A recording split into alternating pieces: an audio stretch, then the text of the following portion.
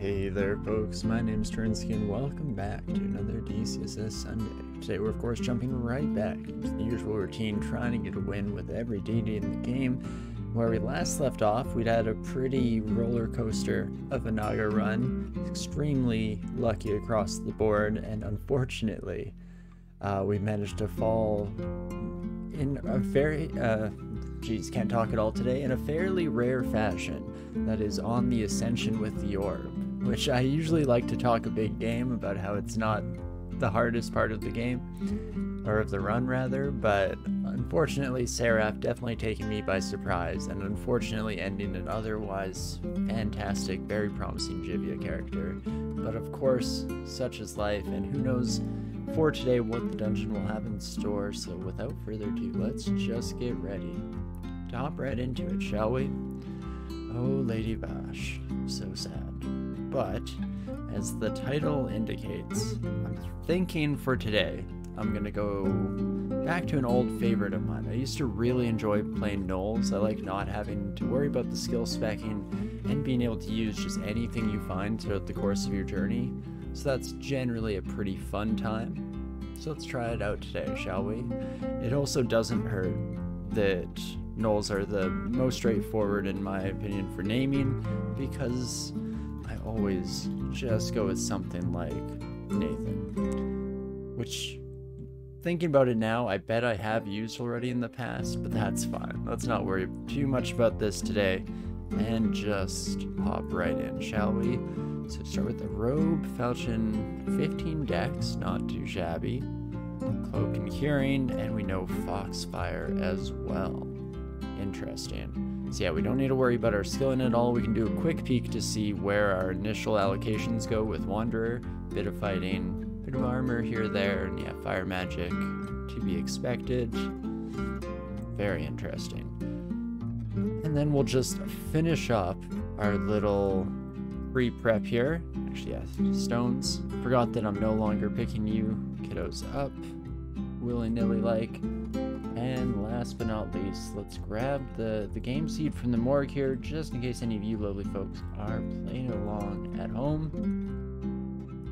We can see how you fare in the same dungeon setup, but with that all out of the way, I guess we are ready to hop right into it here. And Foxfire is a pretty solid start for us here, even if we completely drop spellcasting at some point in the near future. Can definitely take full advantage of starting off with one of, if not the most powerful level 1 spell in the game. Definitely manages to punch a decent amount above its weight class here, so that is fantastic. I guess we are failing every once in a while. 11% fail chance. Definitely shouldn't be seeing it too often here. We'll see as soon as we bring that down whether we can afford to switch over into the slightly heavier armor while still maintaining our abilities there. For the time being, I definitely don't want to rely too much on the falchion we have in hand. But we did also just pick up a protection ring, which is a fantastic addition for the start of any type of character for sure. Let's get a protection from cold. We can put that on, basically just might as well. And we'll check out this altar to Zin, Trog, and Dith. Probably not really worth it on that one. What I'm potentially feeling like today, especially with a Gnoll character, well, I'm kind of revisiting some old favorites of mine. I'm thinking that I might go with Ashen'Zari. Ashen'Zari's skill allocation, the curses that you can take, works really well with Gnoll, allowing them to have some skills almost as good as a different species of character would have at any stage in the game. You know, covering some of the weaknesses from this jack of all trades approach that the Gnolls take to everything. But as we hit level 3 here, we do have to start making some kind of decisions. Do I pour into Dex, hoping that we'll find maybe ranged weapons, maybe lots of swords? Or should I pivot some attributes into intelligence so that we're able to cast as we continue to find things moving forward here. Maybe we will go with a dex-based fighter approach. I don't know, I'm not feeling very decisive today. Kind of why I picked Gnoll in the first place, forgetting that there is every once in a while still a pivotal decision that will need to be made. Let's, sure, go with dexterity just for the time being. Ooh, and that Gnoll definitely was doing fairly well to keep themselves in one piece. But nothing we can handle. Fantastic. So we'll just finish off the last little bit of this floor before continuing to move onwards towards the future. And there's our worm friend. We can definitely just stand here and pelt the ever-living crap out of them with Foxfires. Again, part of why Foxfire is such a fantastic spell in the early game is for this very reason. You can just get a decent number of flames surrounding you, chances are you're going to be in a pretty solid spot no matter what the enemies throw at you. At least while they're still all low enough health that generally a Foxfire 2 is going to solve all of our problems. I should probably be slightly more cautious coming up against some of my brethren here, because a Gnoll pack on D2 can definitely very quickly turn into an untenable situation, but not too shabby as a start here at the very least. Go check and get all attributes, problem solved. You're not wrong. Well, let's get all of my magic back. I was hoping, there we go, that we'd get one flame below us to just kind of pave the way here. And beautiful, we even get some of our skill points falling into place here. Ooh, and we'll definitely pick up a pair of gloves right away. Bringing us up to 8 armor class. 8 armor class is not too shabby for this stage. Love to see it. And, ooh, Sigmund on the other hand is a bit of a nasty treat for this stage. So we get confused here. We do have one potion of curing that we started with, so we could, if we so desired, drink that immediately here. 27 health. We have a bunch of Foxfires out on the air, and each of these gonna deal how much damage? 1d5. So I guess it's not like we have lethal sitting in front of us here, even though I guess Sigmund has at least taken a little bit of damage already. Ooh, not even close to lethal. Well, trying to take some steps through the confusion here. At the very least, Sigmund keeps a little bit of distance between us thanks to using a scythe. So we can always try to run away, at least until we get confused again. Oh boy. Well, this time around, I think I will just immediately cure. Can throw some Foxfires at the problem here as well. Yikes. And of course, there's more confusion, which I should have seen coming. There we go. We do manage to take out Sigmund. Ooh, even upgrading our cloak slightly. At least for the interim. Nice little over-the-shoulder toga approach. Looks fantastic. And that should hopefully just about do it for now. I mean, if that's the worst trouble we run into at the start of our run here, then we'll be sitting pretty and feeling pretty solid, all things considered here. Ooh, a Ring of Wizardry is actually very nice to see on a Gnoll as well. Again, making anything that kind of covers in the holes caused by spreading our experience a little thin across the board is always pretty welcome and fantastic to see. Go ahead, you had a genie run you couldn't possibly lose, but managed to lose anyway. Such is life, the DCSS way. With Death Channel and Simulacrum, huge undead army. Said not to escape at 20 health and depths because you'd lose your army. Mistakes were made. That sounds like exactly the type of mentality that I oftentimes take in the game here, so I can definitely sympathize with that. It's almost a different brand of too good to lose syndrome. Or I guess instead of too good to use, it's too good to lose. It's my brain just mixed up the idiom in the first place there. Fantastic.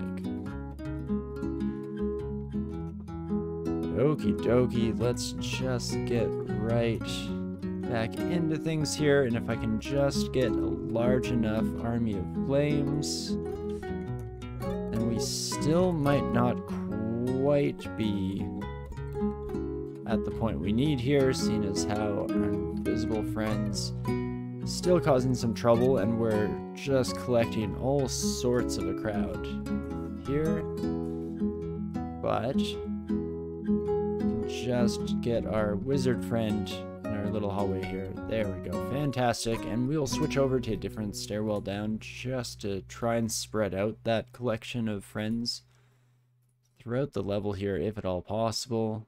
Ring of Willpower, also fantastic. Between that and the cloak, we might actually be in a half decent spot if we do run into an early banisher or something along those lines. Not too shabby here.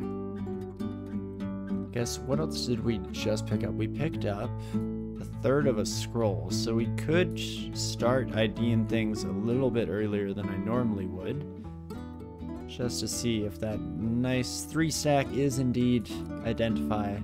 Already having curing found from the start of the game also saves us needing to ID quite as many of our potions, which is fantastic. And just take care of all of you kiddos. Beautiful. Okie dokie. Fairly straightforward start to the run, besides the early encounter with Sigmund and trying to just push through that with pure stubbornness and gumption, as it were. But otherwise, fairly normal array of enemies, which is definitely fantastic, because we're starting to get to the point where Foxfire is going to be not quite as effective. Still fantastic, don't get me wrong, but we're probably gonna have to start making some hard decisions soon here. I guess I did learn Scorch, and so if we start throwing that into our collection here, that could definitely help get the job done. And I think I'm just gonna have to swing at the Scorpion, unfortunately. Not exactly the spot we wanted to find ourselves in, but fortunately not the end of the world. And we are managing to still just scrape by the skin of our teeth. And okay, this time the ogre started off a little bit closer, so we didn't have the full range of motion to abuse the ever-living crap out of Foxfire. But fortunately still don't take too many hits, because technically 2 nasty hits from an ogre could definitely be enough to do us in, as it were. But okie dokie, D4 explored. I'm hoping that we run into our economical temple sooner rather than later. And you know, let's just start scorching the ever-living crap out of our new orcish friends. And, ooh, okay, Ringmail of Willpower. Again, that's another upgrade that we can probably try out here. And in fact, if I put that on, 14% and 13% failure rates on our spells, hey? It's not ideal, that's probably doable. I'm trying to weigh out, is the 3 armor class that we gained worth it? It's definitely kind of on the line. Being at 12 AC is not too incredible at the end of the day, but we could try things out here. And in fact, if we just bring our friends upstairs, and then we'll actually have to head to a different stairwell, because an ogre, this time with a spiked club, starting to make their way towards us is not exactly ideal. Weapon store, on the other hand, is always fantastic, seeing as how there's a good chance we can use the majority of these if we so desire. The form reform is an old nerf, training spreads even more thin. You know, I didn't quite think about it that way, but yes, yet another skill. I guess what happens, or happened rather, in Trunk to transmutations? Are there new transmutation spells? Because otherwise I feel like that school is in desperate need of some love after losing the majority of its functionality to shapeshifting.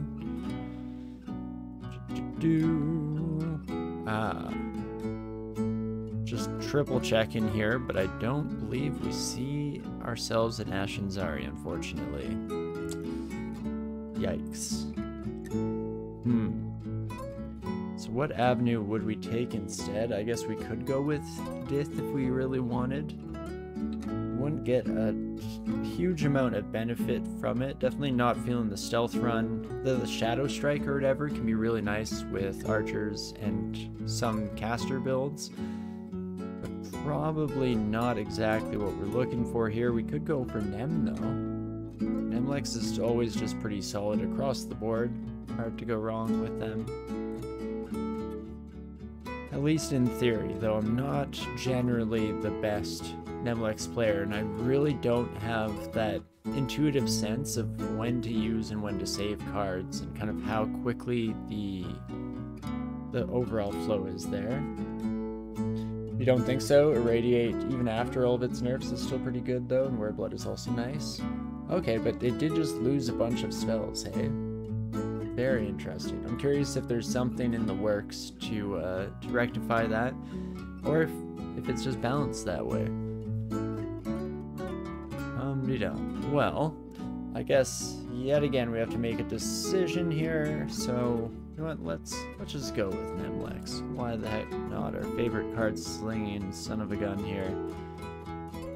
Hello, Nem. So we can head out and get back to exploring. Just by exploring, we'll be adding more cards to the deck, so that's definitely something that we'd like to get rolling sooner rather than later. And not too shabby here. Okay, no, just an interesting altar. For a second I was wondering if I'd just completely missed a sewer message going on, but does not look to be the case. Oh, and you know what, Rue I probably would have also thought about going for if we knew their altar was sitting that close. Rue definitely falls into the camp of gods that I hear people wax poetically about all the time, but I just haven't exactly experienced too much, or rather haven't experienced enough on my end to really form too much of an opinion one way or another. I think we will take our Gnoll friends upstairs. We can just refresh that encounter, and there we go. Much more better. Fantastic. And again, we're kind of at the cusp here where we may want to start more seriously thinking about actively using our Falchion as our main source of damage. In fact, during that fight, I did a nice mixture of spellcasting and swinging away with our sword here, and doing fairly well on that latter count, at least so it seemed. Okay, I did not bother to teach myself blast motes, good to know. I try to throw that out here, and let's just scorch away the rest of these sons of guns. Beautiful. And the other thing I should probably do, in fact, as soon as we're done this encounter, let's probably head back to our stairwell. And we can start some of that IDing that we were mentioning earlier. Hopefully this is identify. Beautiful, it is. We have 3 double stacks of potions, so one of those could definitely be heal wounds. Well, we're sitting pretty slim pickings on the consumable side. I think I will actually just go with scrolls to start off with. In fact, just getting the fear scroll alone probably made that worth it. And ooh, I could buy our fancy arbalist here. Let's buy it just to see if that's something that we'll be interested in. I mean, a plus 10 arbalist. Okay. Could definitely be happy with that.